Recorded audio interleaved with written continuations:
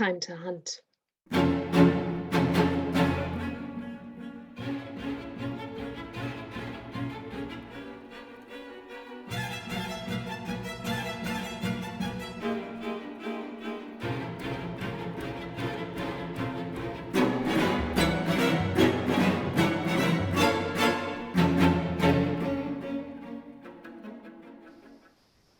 Excuse me.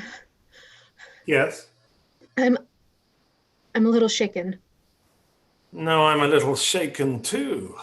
Perhaps even a little stirred. Now is not the time for crummy James Bond pickup lines. If not now, when? I won't get a straight line like that again. There's there's been a murder at the engineering department. Another straight line. Given the engineering department, it could have been a suicide. How do you know it was a murder? I saw the police cars with their lights on, the crime tape, and I went over. Don't be that person. The killer returning to the scene of the crime? Does anyone besides you think you're funny? No, although some call me glib. Listen to them. I haven't so far. Who do you think you are? The Thin Man? Cut back on the breezy patter. I'll cut back if you cut back on the dated references. I went over to see if I could help. I'm a physician. And could you help? No. I identified myself, but the policeman would not let me through. The ambulance was leaving with its lights off. Always a bad sign. I knew one of the spectators. She said one of her colleagues found the body. You're not joking. Did she know the cause of death? No. You're suddenly inquisitive. I used to be a cop. Used to be. It didn't suit me. Well, it did suit my talents, but not my dreams. Dreams are my shorthand for nightmares. Of death? Death featured largely, but not my own. My subconscious was protective of me, even if sometimes I am not. What kind of policeman were you? Homicide. So you asked me that question out of professional interest. I asked out of reflex. Now I'm a professor of criminal justice. I got my PhD at night. I wasn't sleeping much anyway. It's hard to switch careers. But I do have some practical insights into the field of murder. Andrew Simon. Victoria Mackenzie. I'm with the hospital and I'm also a professor. My specialty is oncology. Close enough. So the cops refused your services? Yes. I'm not reluctant to offer my services. I've saved people from choking at restaurants. I'm 5-0. Never lost a one. Any boyfriend lurking around? Aye. You are forward. You approached me. For security. There had just been a murder and I wanted you. Well, not you specifically, any man to walk me home. Our interests coincide.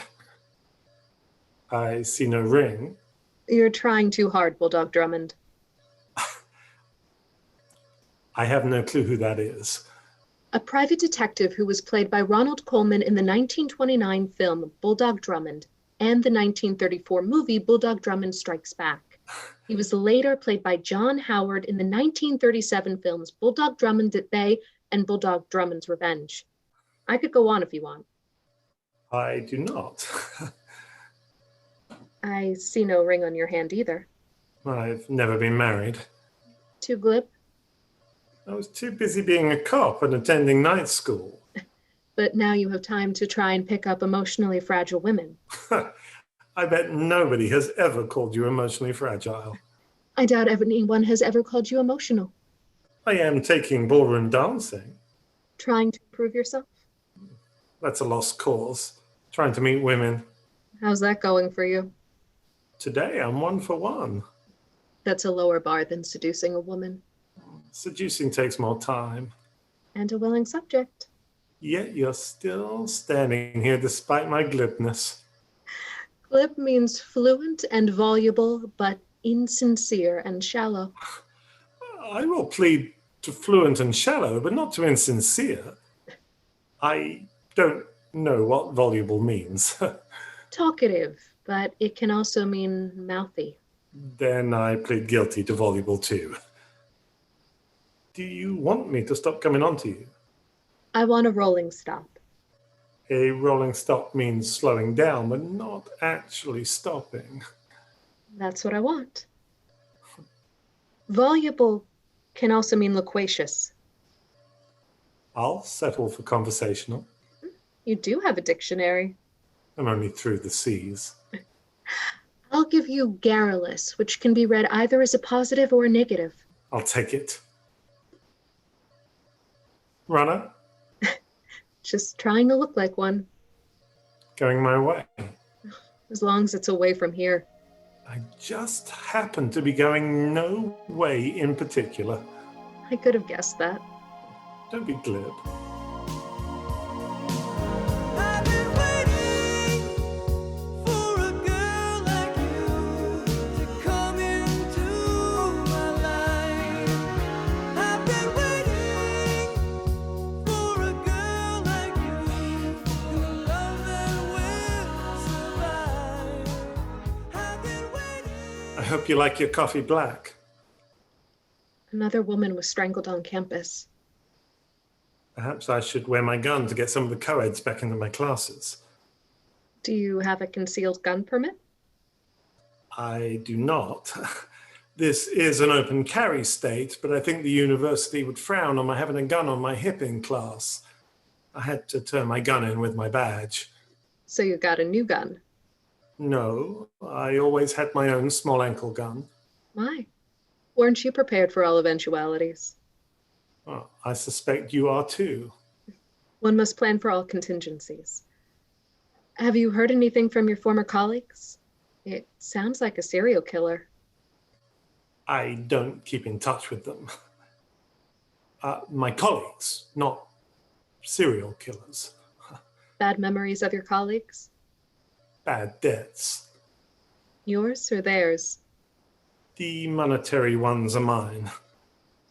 And someone else owes you something? You and I don't know each other well enough for that. It's only been a month. We're not even sleeping together. It's not for your lack of trying. I'm no round heels. You really need some more current phrases. How many of those 1930s movies have you watched? Enough to know how a lady should be treated. I'm used to pursuit. Have you pursued murderesses? Women in general, and now you in particular. You're not the most open guy. Occupational hazard. It's not your occupation anymore. It is my hazard, though.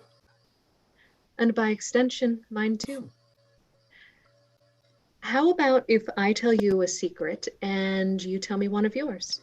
Sounds intriguing. I have had more than one lover. Round heels. And a husband.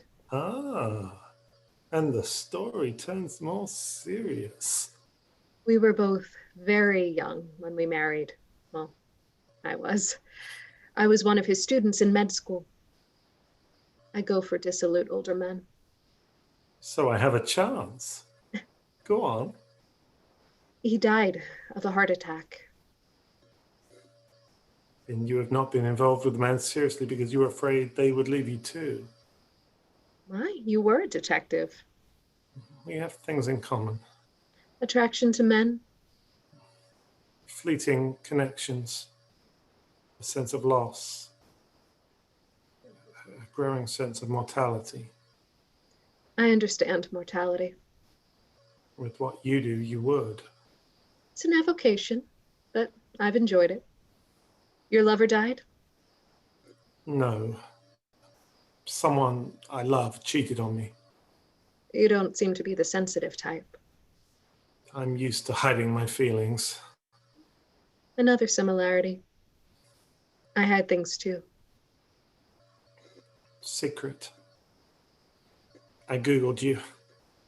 You volunteer at free clinics, but in other states. That way nothing can get back about me. Is being good bad? You have reversed the proper wording. I don't understand. I don't quite understand myself. While I enjoy what I do, I avoid credit for what I have done. I'm shy.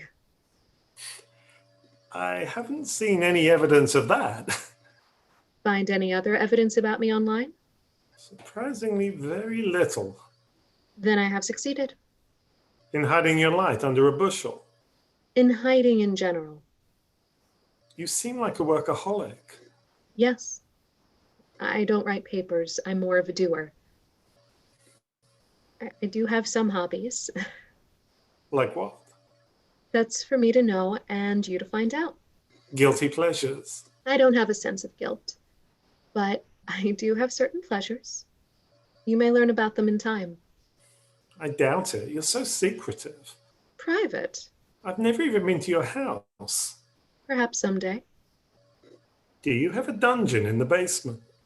Nothing as sinister as that. I do have a small lab down there. Are you trying to cure cancer? Just mixing some chemicals for my own amusement. And will you patent your concoctions? I seriously doubt it. Have you used them on mice? Only on a few rats. And did they thrive? No, they died. However, the nice thing about rodents is that they share more than 90% of our genes. Their biological systems, like organs, also function very much like that of humans.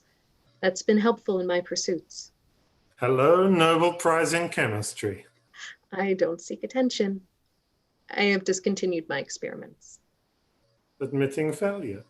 I admit to a success that has very limited practical use. Let's talk about something else, like you. I Googled you too. In your former life, you caught the cutaway killer. He killed 11 people. Is there a certain number that one must kill to be labeled a serial killer? More than one.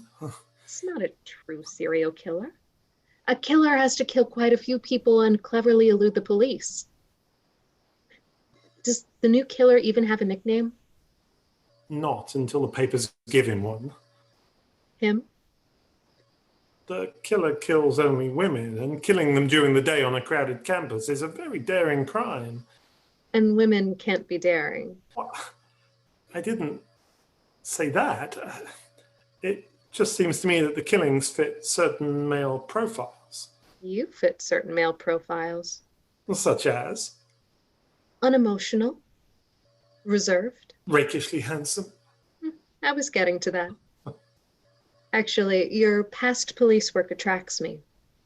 Well, it didn't attract me. It's the life of academe for me. I do have some good traits. Such as? I'm loyal. Dogs are loyal. I don't drool. Much more romantic. I'm romantic when you get to know me better. I may even ask the waiter for a candle to light. This coffee place doesn't have waiters, and lunch isn't very romantic anyway. When does this romantic streak set in? I need a timetable. I'm not the type to sweep you off your feet. I slowly grow on women. Like a fungus. Perhaps like ivy. I'm more like poison ivy. I hope with more exposure to you, I'll become immune. You are sort of charming, in a rough-hewn way. I'm not proud. I'll even take a left-handed compliment. I'm not very good at compliments. I'm not very good at receiving them. Then we're a match made in heaven. Given our histories, it's more a match made in purgatory. Both of us have spent some time in purgatory, but even those in purgatory dream of making it to heaven. I do. I do too. Now and then I think of when we were together. I told myself that you were right for me, but felt so lonely in your company. But to make us still remember. She didn't have to cut me off, make out like it never happened, and that we were nothing. I don't even need your love, now you're just somebody that I used to know. Office hours are over for the day. Come back tomorrow.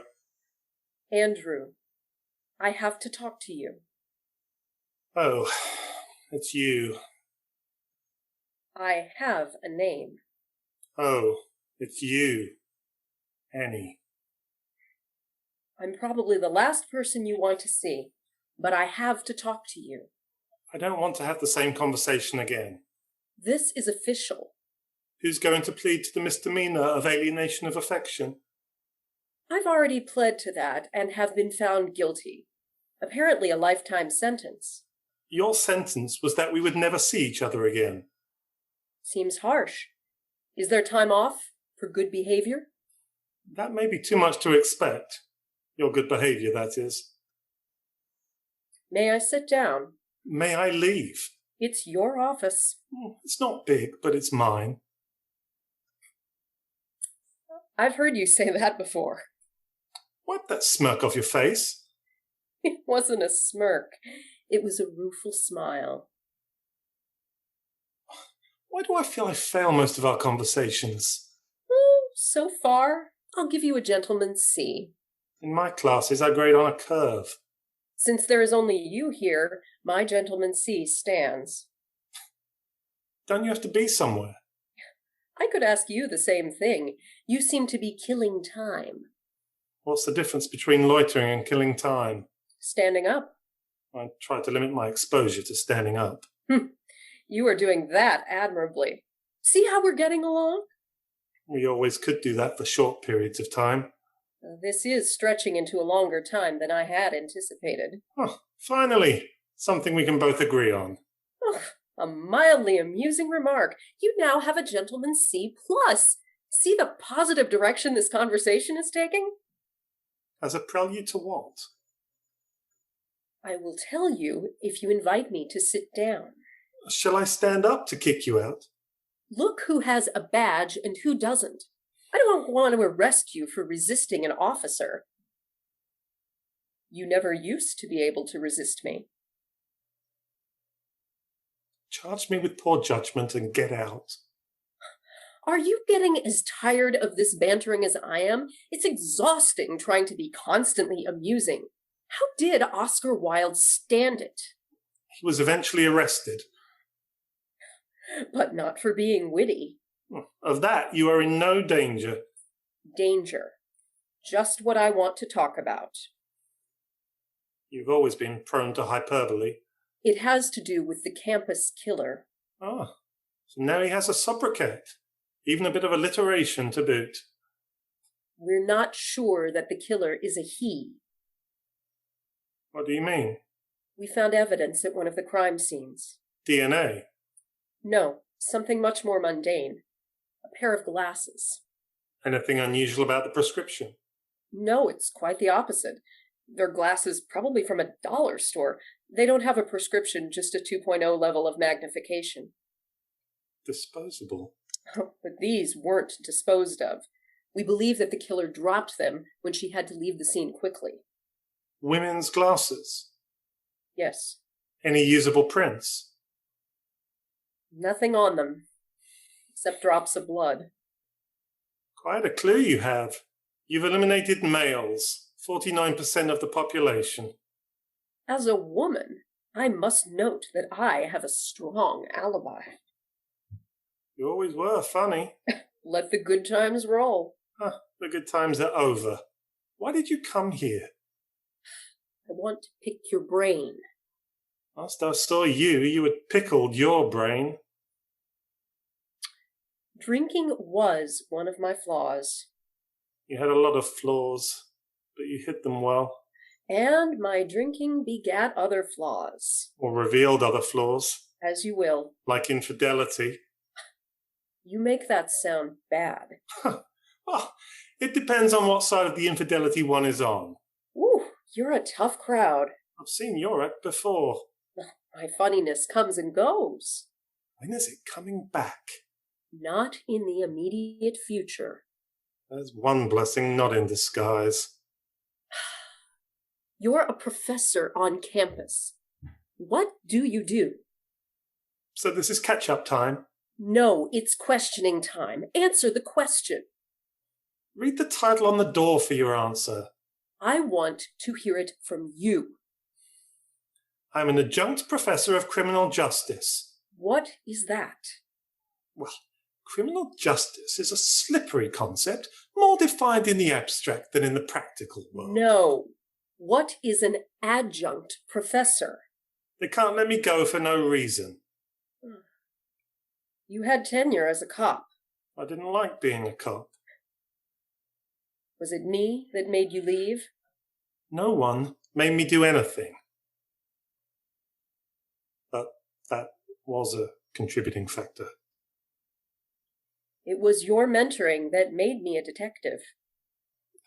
It was your own skills that did that.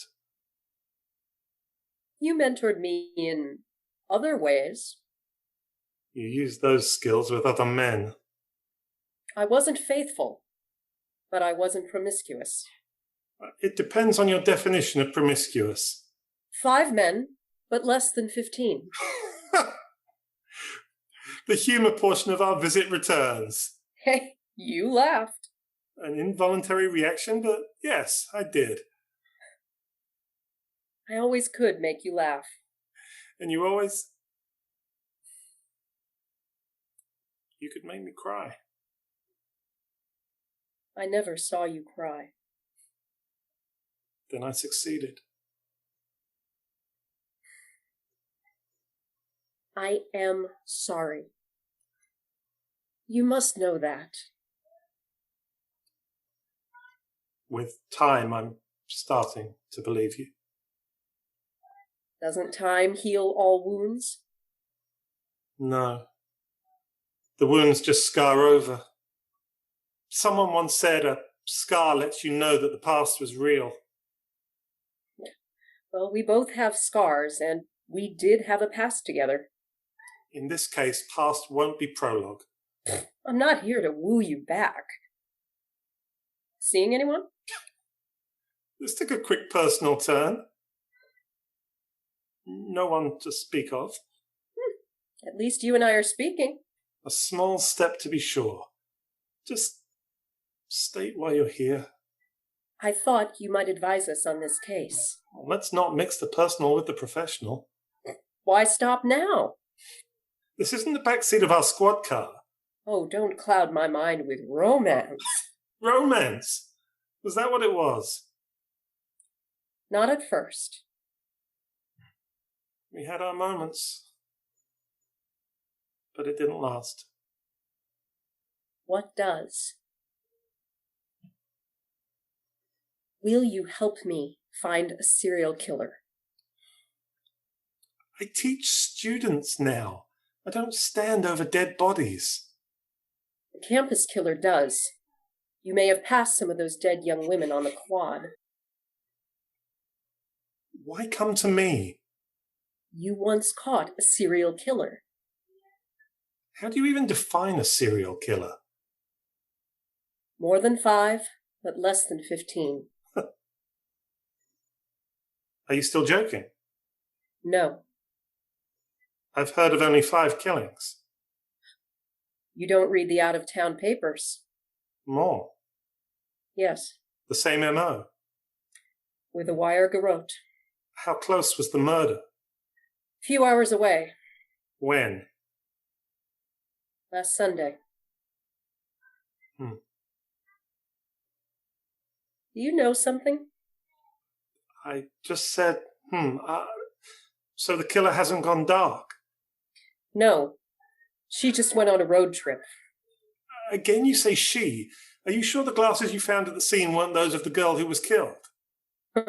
She wore contacts, one of which popped out. Do you know any college girl who would wear glasses from the dollar store? No. What can I help you with?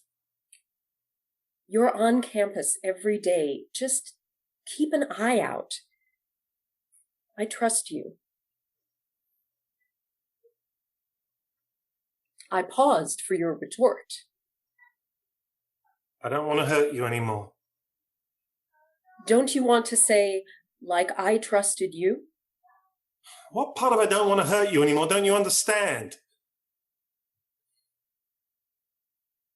That sounded harsh. I'm sorry. You're getting help for your drinking?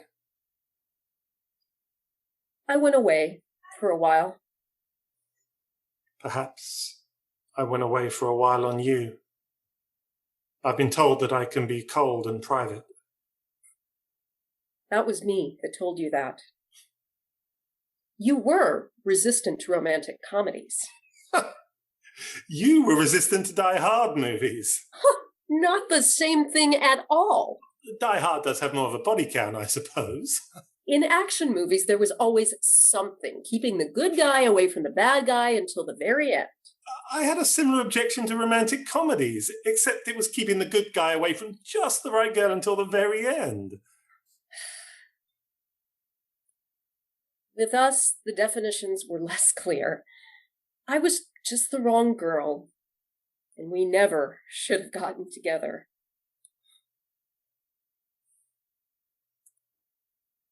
I don't agree. Not uncommon for you and me. We may be coming to an understanding, though.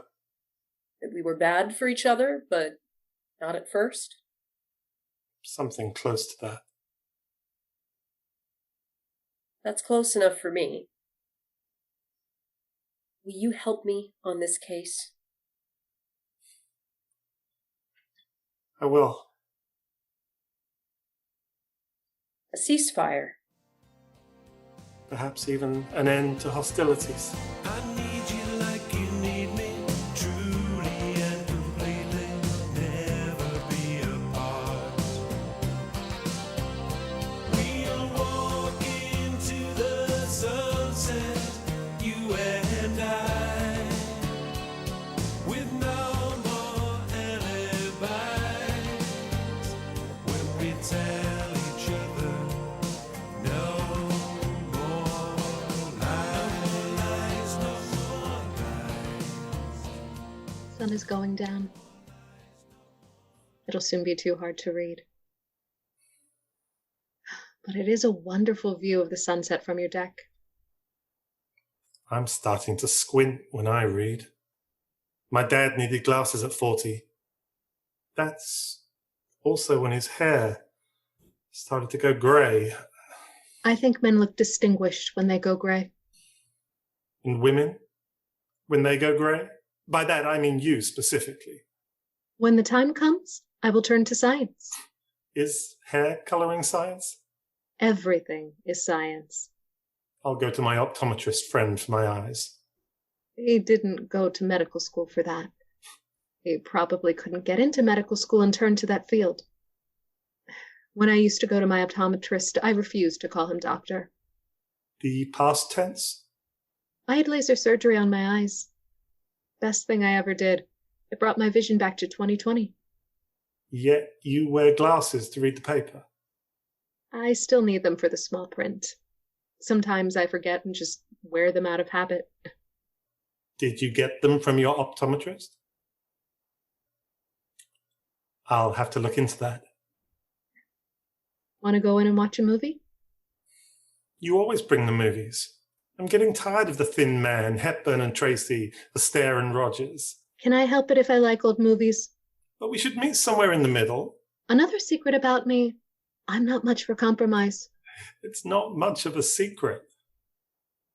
I saw a good movie the other day. If I have to hear about an action movie one more time, Well, it is a crime movie. Actually, it's more of a trial movie. Ever heard of Compulsion? no. Do go on. And on. And on. You seem to like true crime. There was a 1929 version of the movie called Rope, and then Hitchcock did a remake with the same name in 1948. Getting warmer on the year made.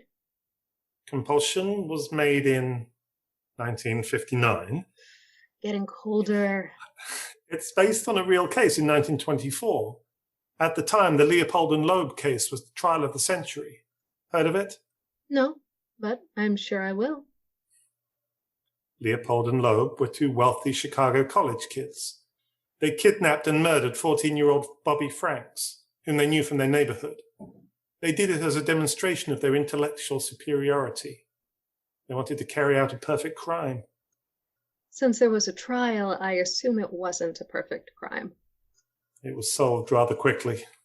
By sophisticated police work? No, by something very mundane. The killers concealed the body in a culvert in the country, but police found a pair of glasses by the body.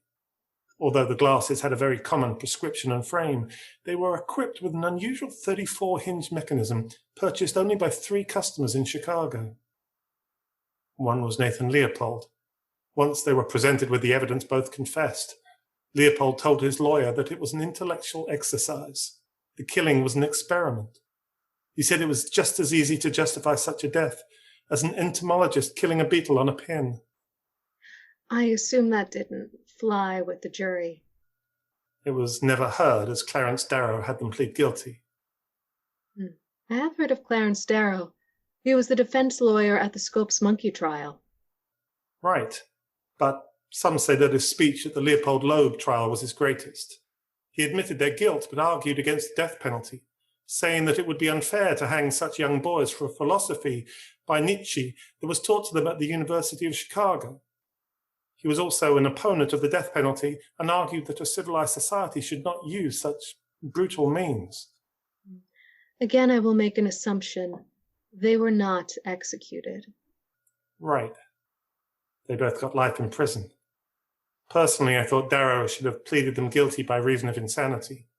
For an intellectual exercise? I think it was more of a thrill kill. It's insane to kill for your own pleasure. The campus killer might argue with that. He finally has a moniker. And it's about time. And he or she has gone to ground. There's too much security on campus. There's daring, and then there's daring. You thought the killer was male. Oh, I said she only out of political correctness. Wouldn't a thrill killer keep on doing what he or she was doing out of compulsion? Killing women during the day in campus buildings would seem to be a compulsion, but perhaps it's also an intellectual exercise. The killer wants to keep the crimes perfect. The duration between the killings might not matter, Perhaps. but there will be another killing. Was that a question or a prediction? If it's a compulsion, then it's a prediction. They didn't catch Jack the Ripper, did they? That is a question. No, they didn't. But Scotland Yard had much more primitive tools then, and the killings just stopped. I don't think these will stop. Another prediction. I think the killer enjoys them too much. The thrill? Perhaps the challenge, too. But solving the killings is a challenge for the police, too. A challenge they have failed. The killer always slips up. The Green River killings around Seattle went on for decades. They caught him. The BTK killings in Wichita? You know you're serial killers. They caught him. Him. What do you mean? Just that his gender validates your original theory. Do you have compulsion saved? No. I have many movies at my house. You might like Witness for the Prosecution. It was made in 1957, but I made an exception because it has Tyrone Power in it. Why don't you come over on Friday night, watch it, and you can sleep over? You've never slept over here. I don't like being seen in the same clothes the next day. When a girl leaves a guy's dorm the next morning, it's called the Walk of Shame. Come over on Friday, and perhaps I wouldn't have to do the walk, but we could still do something shameful. You're more of the missionary position kind of girl. Even missionaries can be converted. Compulsion might compel me to walk on the wild side. You don't know what I'm capable of. I'd like to find out. You'll get your chance to find out on Friday night. Meet me at Hannigan's for drinks at 9, and then we'll go back to my place. We might even skip the movie. I think you have enticed me. I thought I might. It's a date. Or is it a dare? Who knows what the night will bring? Watching every move you make and everything you do. Evil eyes will be on you. Somebody's out to get you. Hiding in shadows, poison arrows. Somebody's out to break you. Hiding in narrows, poison arrows. Would you like a cup of coffee? The coffee is hot and excellent. I would expect that anything you do would have to be excellent. Would that include last night? Is there a superlative better than excellent? Perhaps some more earthy ones. The missionary is dead, slain by the heathen. I'm almost dead. It's just a matter of degree. I haven't slept this late in years. Last night, all of my well-laid, pun intended, plans went out of my head. Drinking didn't help much either. I've always been a fan of improvisation. I like to plan everything to the nth degree. Sometimes plans go awry. It's black. I hope you like blackness. Could I have some sugar? I think I only have artificial sweetener. Is that all right? I might have to look for it. That's fine.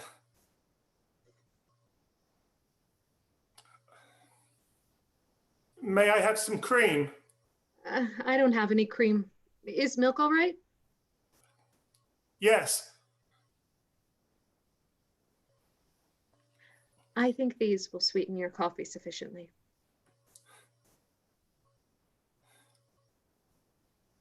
Let me drink you in first. Some find me astringent. You are more of an acquired taste. Taste my special blend of coffee. I want your comments. Maybe I'll have some orange juice instead. I thought you were tired. You're right. This will bring me alive. Perhaps. Aren't you going to drink yours? I am going to let mine cool a bit. You don't want to get burned. Precisely. To caffeine.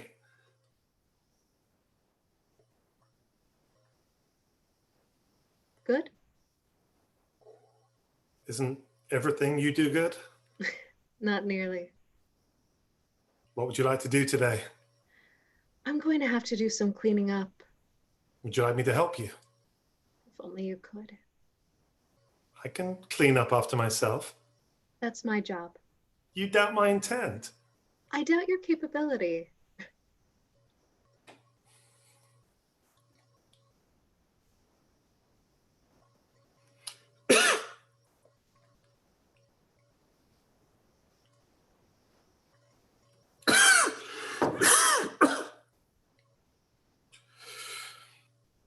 I hope you didn't give something to me.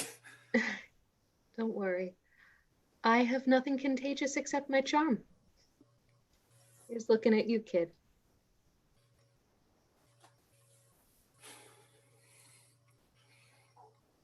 The milk may have turned. Turnabout is fair play. What do you mean? You suspect that I'm the killer, I know you're the killer. but you can't prove it. I will with time. It's hard to gauge how much time one has. What if I saved you some time and confessed? I'm dying of suspense. Oh, suspense won't kill you. But then again, neither will old age. What did you put in my coffee? Something I won't patent, but which has a very specific use. Untraceable in the blood. Yes. How long do I have? It varies, but I wouldn't try to stand up as your legs won't support you. Don't worry, it's painless. There will be a sense of lassitude, and then you will go to sleep. Sleep being a very veiled euphemism for death. Is this where the villain explains his scheme? Her scheme. Sorry. I wasn't planning on killing you. I really liked you. Still like you. At least until you turn into a lifeless corpse. All corpses are lifeless. Even unintentionally, I built in a redundancy. I always have backup plans. I've always been the smartest person in the room. We would have broken up eventually. For the moment, you were my only sexual outlet. I didn't know you could be so poetic. It's a gift. Why did you make me wait so long for sex? It amused me. You have a sense of humor. Now, that's unkind. I thought the constant repetition of the missionary position was funny. Let's try to be civil with the small time we have left together. Of course, I've had many lovers. Low-life drifters who you bury in shallow graves. On the contrary, I don't kill everybody with whom I have sex. You must think I'm some kind of black widow spider who kills the male after she mates. I will admit this immediate situation rather belies that contention. You are a widow, though. As you may have suspected, I did kill my husband. He had become tiresome, as all men do. My concoction mimicked a heart attack. And the altruistic volunteering at hospitals. Some was altruistic. Some was just killing. I was gone long before they died. Didn't you want to see the fruits of your labor? I grew out of that. I will admit that part of this is just about the numbers. All women have a number of their sexual partners. I have a different kind of number, but my participants weren't sensual, not even consensual in our strange intimacy. I started with mercy killings in oncology units, but it's a slippery slope. At first, I was just trying to help people. By killing them! They were going to die anyway, and after a while, I got tired of waiting. I found that I enjoyed killing, but I couldn't do it too much or someone would suspect. And that's when I went out on the road. More recently, I've gotten up close and personal. I like to see the lights in their eyes go out. Why women? I don't have anything against women. It's just a question of body mass and strength. Men are bigger and women give up easier. To be fair to the fairer sex, oxygen deprivation is a contributing factor to their lack of self-defense. Why didn't you kill me last night? The French call an orgasm the little death. I wanted to give you that figurative one more time before I gave you the literal one. And if I'm being honest about it, I was too drunk to kill you last night with the precision that it required. I left DNA inside you. They'll never think to look there. What's precise about a dead man in your dining room? A little danger is intoxicating. And I'm good at solving puzzles. I'll figure out a solution. Haven't you ever taken a really big chance? I have. And how did it turn out? I'm not sure. Then you won't know how I feel. I'll never know how you feel. I really didn't want to kill you. Then you became so inquisitive. Bordering on rude, actually. I overplayed my hand. You had no hand. You were only bluffing. But I had to make sure.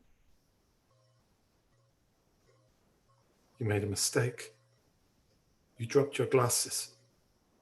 My untraceable glasses. You can buy 5 of them for $5. Leopold was traced because of his unusual glasses. I noticed you wore your very common ones, yet very uncommon ones for a doctor. You weren't wearing them the day we met, the day of the killing. You are very observant. A strong factor in my actions today. It was a slight misstep, but not a fatal one like yours. Who told you about the cops finding the glasses? Your ex-partner?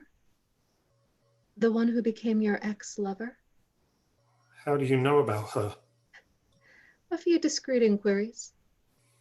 Maybe after you're gone, I'll do her next. I can wait. I'm very patient. I savor my triumphs. Am I a triumph? The jewel.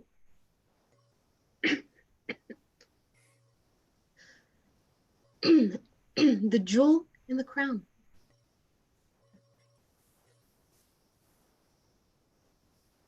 I'm patient too.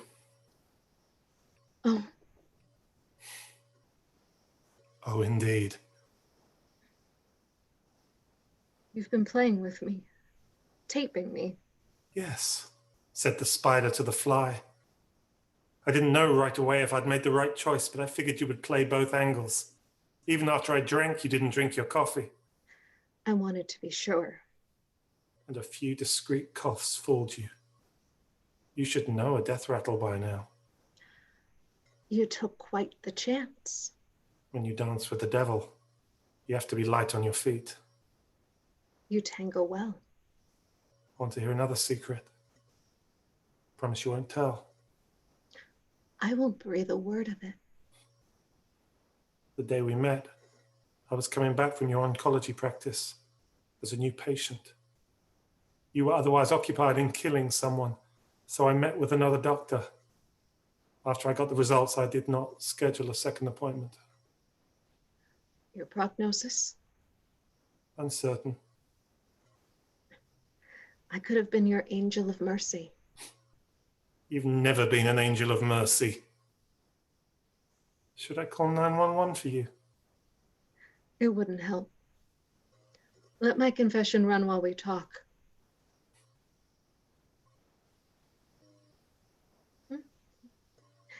I still have some time left.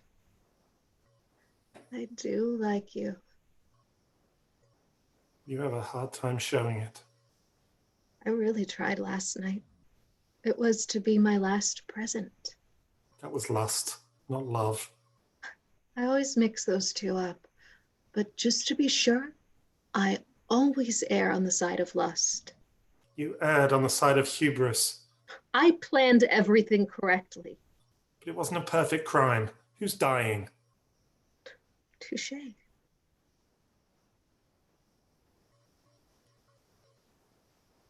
They say confession is good for the soul.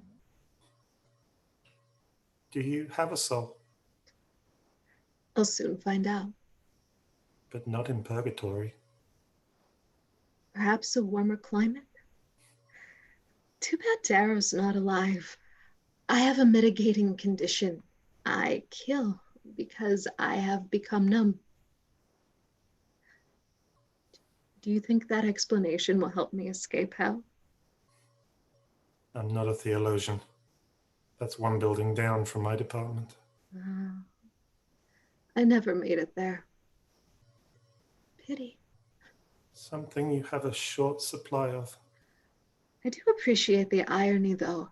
I didn't expect to get a dose of my own medicine. It wasn't exactly medicine. Perhaps it's not even irony. My mind is getting fuzzy. You were ready to take your medicine with a dose of sugar to make it go down easier. A bit extreme, I'll admit. But I didn't want you to go scot-free. Don't make me laugh. I'm not even sure I can. Do you think they'll do a movie based on me? There are no residuals where you're going, sweetheart. How's that for tough to talking, Detective Patter? Not bad.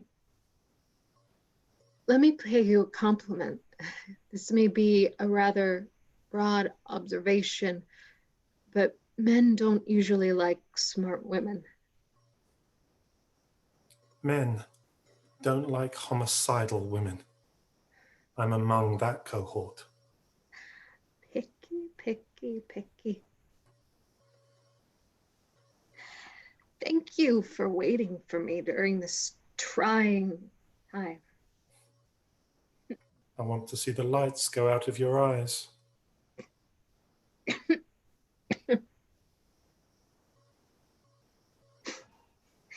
See, that's just what I mean. I told you not to make me laugh. I thought women liked a man with a sense of humor. I fear your comedy is too black. Stygian, even.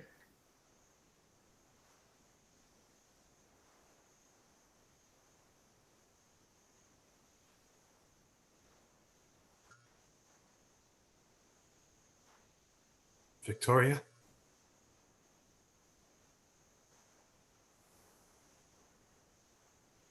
What was I saying? You've always been the smartest person in the room. I'll have to amend that.